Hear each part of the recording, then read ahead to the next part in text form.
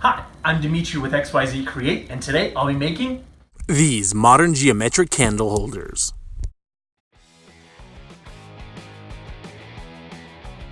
I first started by printing and laminating a copy of the template I made, and I'll leave a link down in the description below where you can get your own.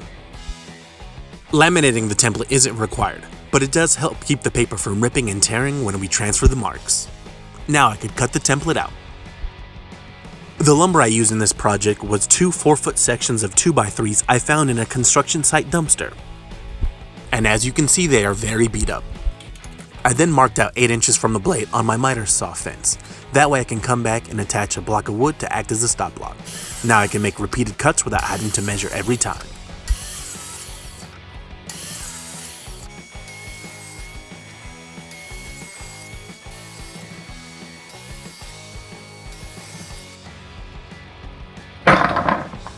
Now I could choose the face I wanted for the top, and I avoided any knots or major defects. I lined my template up to the board and transferred the marks using a scratch awl. Then I could do the same thing a bunch more times.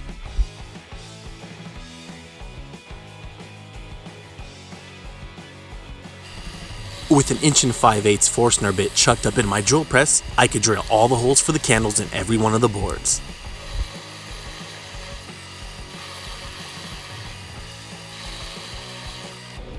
And of course, I needed a sweet slow-mo shot of shavings flying.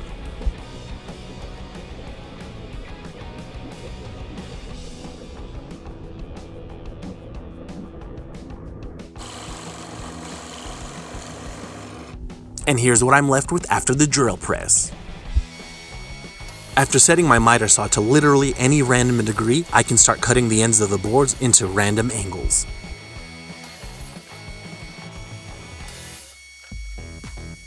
To further randomize the pieces, I also tilted the blade on my miter saw to a couple random degrees.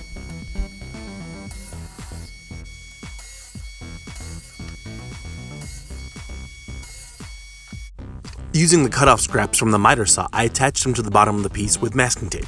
This will give me a random side profile when I run it through the bandsaw. One thing to note is this cut is a little risky because there's only one small point of contact between the piece and the table, and it could act like a pivot tilting the piece forward or backwards. As long as you maintain constant downward pressure on the middle piece, you should be fine. I could then remove the scraps, randomize the pieces, and reattach.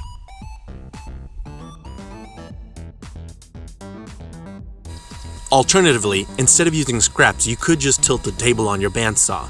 This will give you the same result and be a much safer cut.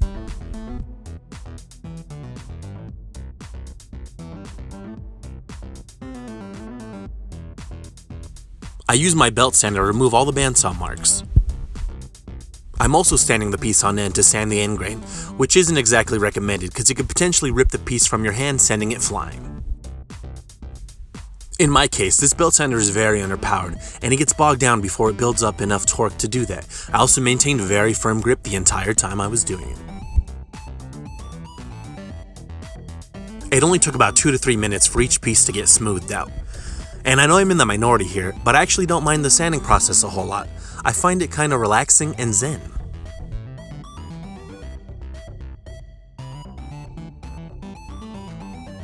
And for the record, this is how you should actually sand the end grains of all your pieces.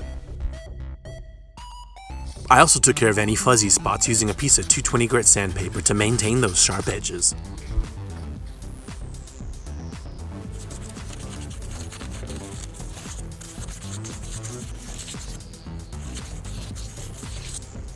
Using my hot glue gun, I placed a dab of hot glue in each of the far holes, and then I attached a nail. This will help with the finishing process in the next step.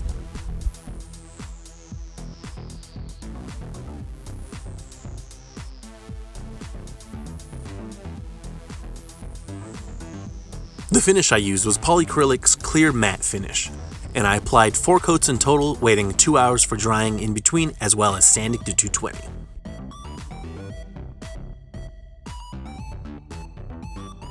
Polyacrylic is one of my favorite finishes to use because it dries relatively fast and it's very easy to achieve a nice smooth finish.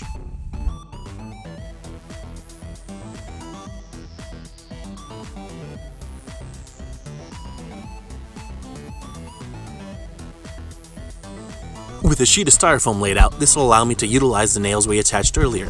This way I can finish the top and the underside of the piece at the same time.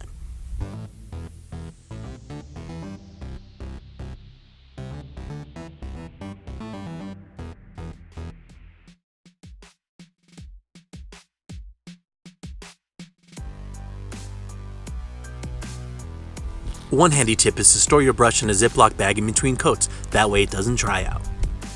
After waiting overnight for the finish to dry, I could finally remove the nails. And it may have been a little bit more difficult than I was expecting. After prying up the remaining hot glue with the chisel, we could call this project done.